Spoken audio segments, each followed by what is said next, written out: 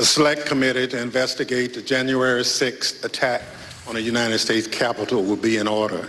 Without objection, the chair is authorized to declare the committee in recess at any point. Pursuant to House Deposition Authority Regulation 10, the chair announces the committee's approval to release the deposition material presented during this hearing. Good afternoon. In our hearings over the previous weeks, the Select Committee has laid out the details of a multi-part pressure campaign driven by the former president aimed at overturning the results of the 2020 presidential election and blocking the transfer of power. We've shown that this effort was based on a lie that the election was stolen, tainted by widespread fraud, Donald Trump's big lie. In the weeks ahead, the committee will hold additional hearings about how Donald Trump summoned a mob of his supporters to Washington, spurred them to march on the Capitol, and failed to take meaningful action to quell the violence as it was unfolding on January 6th. However, in recent days, the Select Committee has obtained new information dealing with what was going on in the White House on January 6th and in the days prior. Specific detailed information about what the former president and his top aides were doing and saying in those critical hours. First-hand details of what transpired in the office of the White House Chief of Staff, just steps from the Oval Office as the threats of violence became clear, and indeed, violence ultimately descended on the Capitol in the attack on American democracy. It's important that the American people hear that information immediately. That's why, in consultation with the Vice Chair, I've recalled the committee for today's hearing. As you've seen and heard in our earlier hearings, the Select Committee has developed a massive body of evidence thanks to the many hundreds of witnesses who have voluntarily provided information relevant to our investigation.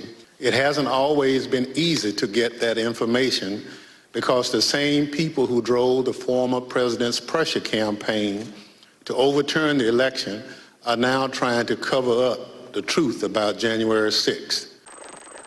Thank you very much, Mr. Chairman.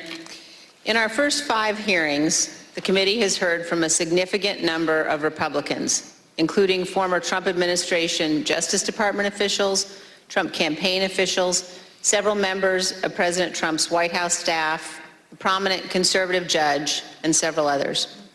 Today's witness, Ms. Cassidy Hutchinson, is another Republican and another former member of President Trump's White House staff. Certain of us in the House of Representatives recall that Ms. Hutchinson once worked for House Republican Whip Steve Scalise, but she is also a familiar face on Capitol Hill because she held a prominent role in the White House Legislative Affairs Office and later was the principal aide to President Trump's Chief of Staff, Mark Meadows. She worked in the West Wing, several steps down the hall from the Oval Office. Ms. Hutchinson spoke daily with members of Congress, with high-ranking officials in the administration, with senior White House staff, including Mr. Meadows, with White House counsel, lawyers, and with Mr. Tony Ornato, who served as the White House Deputy Chief of Staff. She also worked on a daily basis with members of the Secret Service who were posted in the White House. In short, Ms. Hutchinson was in a position to know a great deal about the happenings in the Trump White House. Ms. Hutchinson has already sat for 4 videotaped interviews with committee investigators, and we thank her very much for her cooperation and for her courage. We will cover certain but not all relevant topics within Ms. Hutchinson's knowledge today. Again, our future hearings will supply greater detail, putting the testimony today in a broader and more complete context. Today, you will hear Ms. Hutchinson relate certain first-hand observations of President Trump's conduct on January 6th. You will also hear new information regarding the actions and statements of Mr. Trump's senior advisors that day, including his Chief of Staff, Mark Meadows, and his White House counsel. And we will begin to examine evidence bearing on what President Trump and members of the White House staff knew about the prospect for violence on January 6th, even before that violence began. To best communicate the information the committee has gathered, we will follow the practice of our recent hearings, playing videotape testimony from Ms. Hutchinson and others, and also posing questions to Ms. Hutchinson live. Ms. Hutchinson, I'd like to start with a few questions about your background. These are some photographs we've obtained highlighting your career. These show you with members of Congress, including Steve Scalise, as well as the White House with leader Kevin McCarthy and Jim Jordan. Others show you with the President and members of Congress aboard Air Force One. Before you worked in the White House, you worked on Capitol Hill for Representative Steve Scalise, the Republican whip, and Senator Ted Cruz. And then in 2019, you moved to the White House and served there until the end of the Trump administration in 2020. When you started at the White House, you served in the Office of Legislative Affairs. We understand that you were initially hired as a staff assistant, but were soon promoted to a position of greater responsibility. Can you explain your role for the committee? When I moved over to the White House Chief of Staff's office with Mr. Meadows when he became the 4th Chief of Staff, it's difficult to describe a typical day. I was a special assistant to the President and an advisor to the Chief of Staff. The days depended on what the President was doing that day, and that's kind of how my portfolio was reflected. I had a lot of outreach with members of Congress, senior cabinet officials. I would work on policy issues with relevant internal components and members on the Hill, as well as security protocol at the White House complex for Mr. Meadows and the President. As Mr. Giuliani and I were walking to his vehicles that evening, he looked at me and said something to the effect of, "Cass, are you excited for the 6th? It's going to be a great day." I remember looking at him and saying, "Rudy, could you explain what's happening on the 6th? And he had responded something to the effect of, "We're going to the Capitol. It's going to be great." And did you go back then up to the West Wing and tell Mr. Meadows about your conversation with Mr. Giuliani? I did. After Mr. Giuliani had left the campus that evening, I went back up to our office and I found Mr. Meadows in his office on the couch. He was scrolling through his phone. I remember leaning against the doorway and saying, "I just had an interesting conversation with Rudy, Mark. Sounds like we're going to go to the Capitol." He didn't look up from his phone and said something to the effect of, "There's a lot going on, Cass, but I don't know. Things might get real bad on January 6th. I was apprehensive about the 6th. I had heard general plans for a rally. I had heard tentative movements to potentially go to the Capitol. But when hearing Rudy's take on January 6th and then Mark's response, that evening was the first moment that I remember feeling scared and nervous for what could happen on January 6th. And I had a deeper concern for what was happening with the planning aspects of it. Thank you, Ms. Hutchinson. Today, we're going to be focusing primarily on the events of January 5th and 6th at the White House. But to begin and to frame the discussion, I want to talk about a conversation that you had with Mr. John Ratcliffe, the Director of National Intelligence. And you had this conversation in December of 2020. Mr. Ratcliffe was nominated by President Trump to oversee U.S. intelligence, our U.S. intelligence community. And before his appointment, Mr. Ratcliffe was a Republican member of Congress. As you will see on this clip, Director Ratcliffe's comments in December of 2020 were prescient. My understanding was Director Ratcliffe didn't want much to do with the post-election period. Director Ratcliffe felt that it wasn't something that the White House should be pursuing. It felt it was dangerous for the president's legacy. Period. He felt that there could be dangerous repercussions in terms of precedent set for elections, for our democracy, for the 6th. He was hoping that we would concede. So, Ms. Hutchinson, now we're going to turn to certain information that was available before January 4th.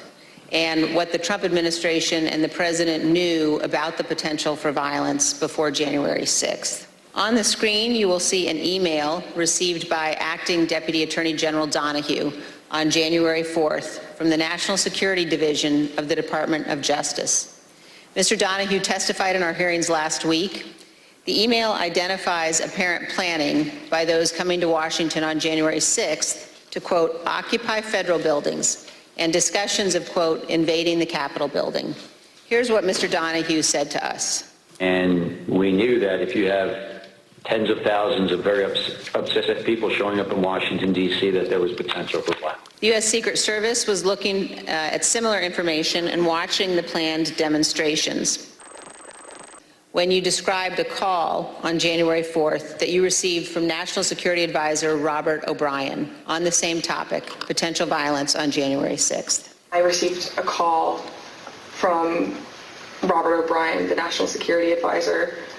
He had asked if he could speak with Mr. Meadows about potential words of violence that he was hearing that were potentially going to happen on the Hill on January 6th. I had asked if he had connected with Tony Ornato because Tony Ornato had a conversation with him, with Mark, about that topic.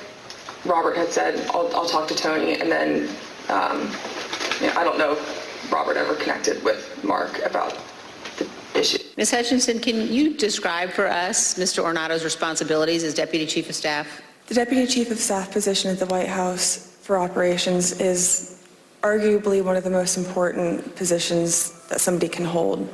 They're in charge of all security protocol for the campus and all presidential protectees, primarily the president and the first family, but anything that requires security for any individual that has presidential protection, so the Chief of Staff or the National Security Advisor, as well as the Vice President's team too. Tony would oversee all of that, and he was the conduit for security protocol between White House staff and the United States Secret Service. Of course, the world now knows that the people who attacked the Capitol on January 6th had many different types of weapons. When a president speaks, the Secret Service typically requires those attending to pass through metal detectors, known as magnetometers, or MAGs for short. The Select Committee has learned that people who willingly entered the enclosed area for President Trump's speech were screened so they could attend the rally at the Ellipse. They had weapons and other items that were confiscated: pepper spray, knives, brass knuckles, tasers, body armor, gas masks, batons, blunt weapons. And those were just from the people who chose to go through the security for the president's event on the Ellipse, not the several thousand members of the crowd who refused to go through the MAGs and watched from the lawn near the Washington Monument. The Select Committee has learned about reports from outside the magnetometers and has obtained police radio transmissions identifying individuals with firearms, including AR-15s, near the Ellipse on the morning of January 6th. And were you backstage with the president and other members of his staff and family? I was. And you told us, Ms. Hutchinson, about particular comments that you heard while you were in the tent area. When we were in the offstage announce area tent behind the stage, he was very concerned about the shot, meaning the photograph that we would get, because the rally space wasn't full. One of the reasons, which I've previously stated, was because he wanted it to be full and for people to not feel excluded because they'd come far to watch him at the rally. And he felt the MAGs were at fault for not letting everybody in. But another leading reason, and likely the primary reason, is because he wanted it full and he was angry that we weren't letting people through the MAGs with weapons, what the Secret Service deems as weapons and our weapons. But when we were in the offstage announce tent, I was part of a conversation.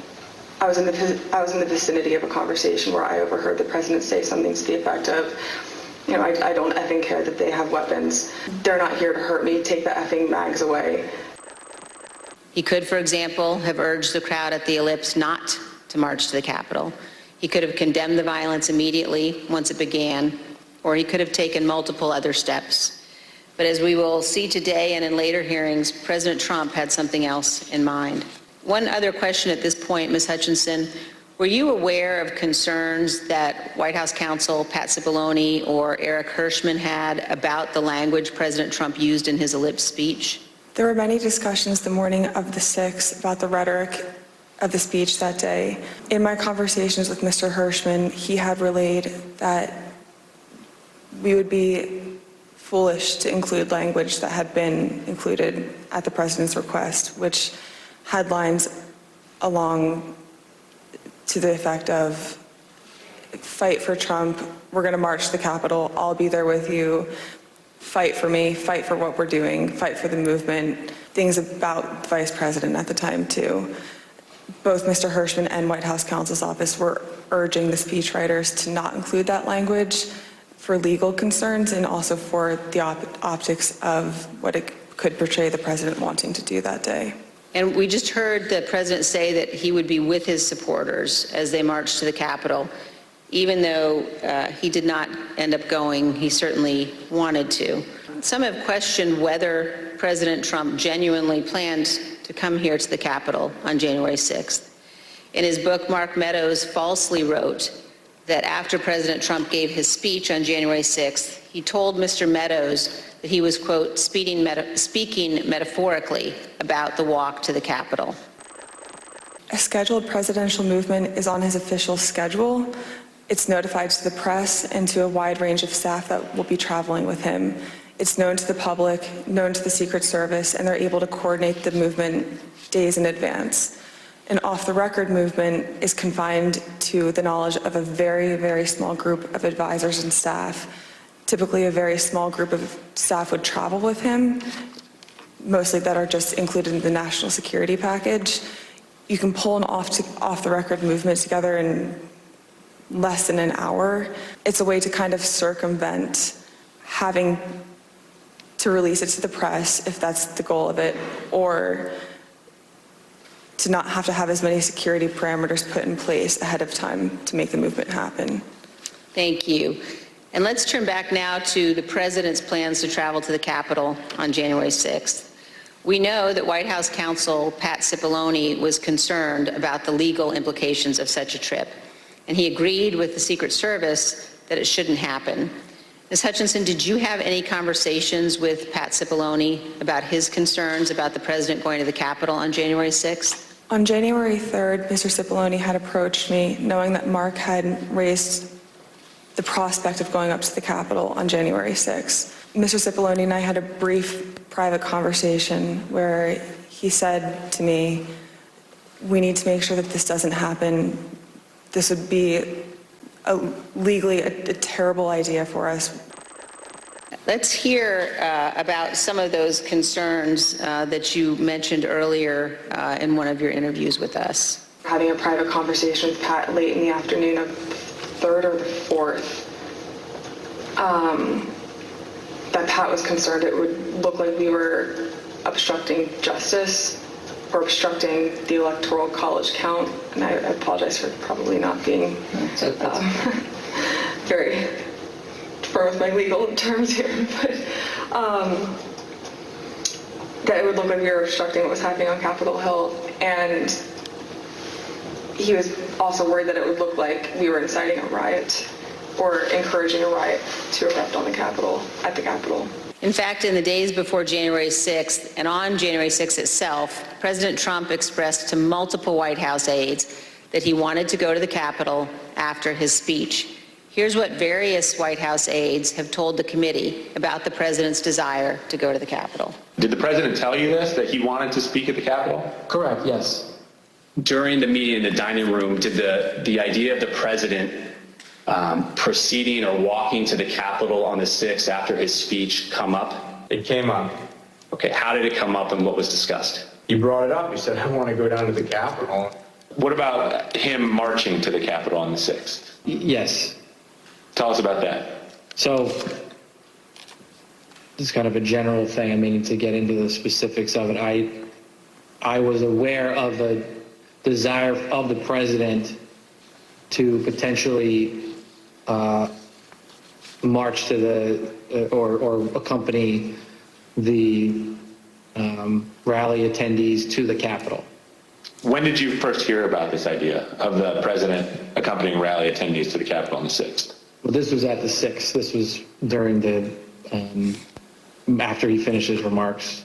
When the president said that he would be going to the Capitol during his speech on the ellipse, the Secret Service scrambled to find a way for him to go. We know this from witnesses and the Secret Service, also from messages among staff on the President's National Security Council.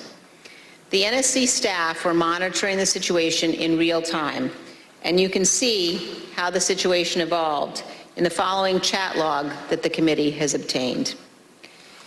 As you can see, NSC staff believed that Mogul, the president, was, quote, going to the Capitol, and, quote, they are finding the best route now.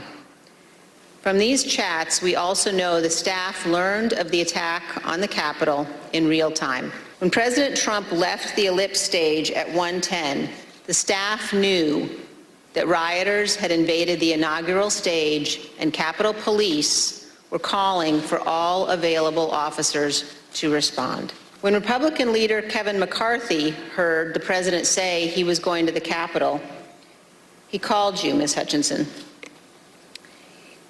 Isn't that right? That's correct. I sent Mr. McCarthy another text telling him the affirmative that we were not going up to the Capitol, and he didn't respond after that. And we understand, Ms. Hutchinson, that the plans for the president to come up to the Capitol had included discussions at some point about what the president would do when he came up to the Capitol on January 6th. Let's look at a clip of one of your interviews discussing that issue with the committee. When you were talking about a scheduled movement, did anyone say what the president wanted to do when he got here? No. Not that I can specifically remember. I remember hearing a few different ideas discussed between Mark and Scott Perry, Mark and Rudy Giuliani. I don't know which conversations were elevated to the president. I don't know what he personally wanted to do when he went up to the Capitol that day. I know that there were discussions about him having another speech outside of the Capitol before going in. I know that there was a conversation about him going into the House chamber at one point. As we've all just heard, in the days leading up to January 6th, on the day of the speech, both before and during and after the rally speech, President Trump was pushing his staff to arrange for him to come up here to the Capitol during the electoral vote count. Let's turn now to what happened in the president's vehicle when the Secret Service told him he would not be going to the Capitol after his speech. First, here is the president's motorcade leaving the ellipse after his speech on January 6th. Ms. Hutchinson, when you returned to the White House in the motorcade after the president's speech, where did you go? When I returned to the White House, I walked upstairs towards the Chief of Staff's office, and I noticed Mr. Ornato lingering outside of the office. And once we had made eye contact, he quickly waved me to go into his office, which was just across the hall from mine. When I went in, he shut the door, and I noticed Bobby Engel, who is the head of Mr. Trump's security detail, sitting in a chair, just looking somewhat discombobulated and a little lost. I looked at Tony, and he had said, "Did you effing hear what happened in the Beast?" I said, "No, Tony, I just got back. What happened?" The physical altercation that Ms. Hutchinson described in the presidential vehicle was not the first time that the president had become very angry about issues relating to the election. On December 1, 2020, Attorney General Barr said in an interview that the Department of Justice had not found evidence of widespread election fraud sufficient to change the outcome of the election. Ms. Hutchinson, how did the president react to hearing that news? Around the time that I understand the AP article went live, I remember hearing noise coming from down the hallway, so I poked my head out of the office, and I saw the valet walking towards our office. He had said, "Get the chief down to the dining room, the president wants him." So Mark went down to the dining room and came back to the office a few minutes later. After Mark had returned, I left the office and went down to the dining room, and I noticed that the door was propped open and the valet was inside the dining room changing the tablecloth off of the dining room table. He motioned for me to come in and then pointed towards the front of the room near the fireplace mantle and the TV, where I first noticed there was ketchup dripping down the wall and there's a shattered porcelain plate on the floor. The valet had articulated that the president was extremely angry at the Attorney General's AP interview and had thrown his lunch against the wall, which was causing them to have to clean up. So I grabbed a towel and started wiping the ketchup off of the wall to help the valet out. And he said something to the effect of, he's really ticked off about this. I would stay clear of him for right now. Is it your understanding that Mr. Giuliani, Mr. Eastman, and others had set up what has been called, quote, a war room at the Willard Hotel on the night of the 5th? I was aware of that the night of the 5th. And do you know if Mr. Meadows ever intended to go to the Willard Hotel on the night of the 5th? Mr. Meadows had a conversation with me where he wanted me to work with Secret Service on a movement from the White House to the Willard Hotel so he could attend the meeting or meetings with Mr. Giuliani and his associates in the war room. And what was your view as to whether or not Mr. Meadows should go to the Willard that night? I had made it clear to Mr. Meadows that I didn't believe it was a smart idea for him to go to the Willard Hotel that night. I wasn't sure everything that was going on at the Willard Hotel, although I knew enough about what Mr. Giuliani and his associates were pushing during this period. I didn't think that it was something appropriate for the White House Chief of Staff to attend or to consider involvement in. I made that clear to Mr. Meadows. Throughout the afternoon, he mentioned a few more times going up to the Willard Hotel that evening, and then eventually dropped the subject the night of the 5th and said that he would dial in instead. Ms. Hutchinson, do you recall seeing this tweet in which the president said the vice president did not have the courage to do what needed to be done? I do. Ms. Hutchinson, what was your reaction when you saw this tweet? As a staffer that worked to always represent the administration to the best of my ability and to showcase the good things that he had done for the country, as an American, I was disgusted. It was unpatriotic. It was un-American. We were watching the Capitol building get defaced over a lie. And it was something that was really hard in that moment to digest, knowing what I'd been hearing down the hall in the conversations that were happening, seeing that tweet come up and knowing what was happening on the Hill. And it's something that I still struggled to work through the emotions of that. And we have also spoken to multiple other White House staff about their reaction to Donald Trump's 224 tweet, condemning Mike Pence for not having the courage to refuse to count electoral votes, an act that would have been illegal. Matthew Pottinger, a former Marine intelligence officer who served in the White House for 4 years, including as Deputy National Security Advisor, was in the vicinity of the Oval Office at various points throughout the day. When he saw that tweet, he immediately decided to resign his position.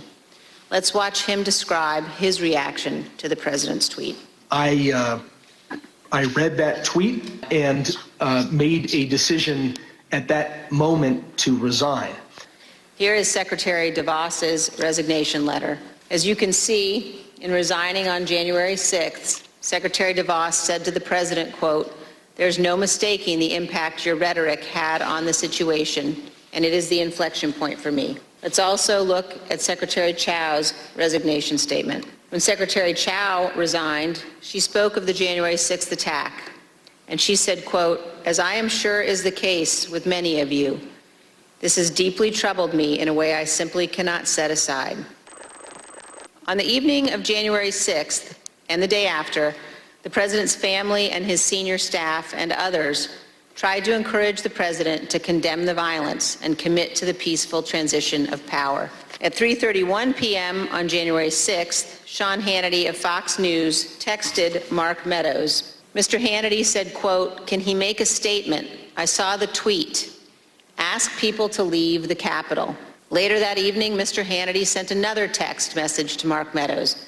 This time, he shared a link to a tweet. That tweet reported that President Trump's cabinet secretaries were considering invoking the 25th Amendment to remove President Trump from office. As you can see on the screen, the 25th Amendment to the Constitution creates a process for the transition of power if a president is unfit or unable to serve. The 25th Amendment has never been used to remove a president. But the committee has learned that after the attack on the U.S. Capitol, this was being discussed by members of President Trump's cabinet as a way of stripping the full power of the presidency from Donald Trump. President Trump's supporters were worried. In addition to the tweet that he sent Mark Meadows after the attack, Sean Hannity apparently spoke with President Trump and warned him about what could happen. We understand that this text message that Sean Hannity sent to Kayleigh McEnany on January 7th shows what Mr. Hannity said to the president. First, no more stolen election talk. Second, impeachment and 25th Amendment are real. Many people will quit. Deputy White House counsel Pat Philbin prepared the first draft of what would be the president's remarks on national healing, delivered via pre-taped video on January 7th. When he arrived at the White House on the 7th, Mr. Philbin believed that more needed to be said, so he sat down and started writing. He shared the draft with Pat Cipollone, who also believed the president needed to say more. Mr. Cipollone agreed with the content, as did Eric Hirschman, who reviewed the draft. The committee has learned that the president did not agree with the substance as drafted and resisted giving a speech at all. Ms. Hutchinson, do you recall discussions about the president's speech on January 7th? I do. Let's listen, Ms. Hutchinson, to what you told us about that and about the process of crafting those remarks. I learned from a conversation with Mark and overhearing between him and White House counsel and Eric Hirschman as well that Trump didn't necessarily think he needed to do anything more on the 7th than what he had already done on the 6th. When he was convinced to put out a video on the 7th, I understand that he had a lot of opinions about what the context of that announcement were to entail. I had original drafts of the speech where there were several lines that didn't make it in there about prosecuting the rioters or calling them violent. He didn't want that in there. He wanted to put in there that he wanted to potentially pardon them. Without objection, the committee stands adjourned.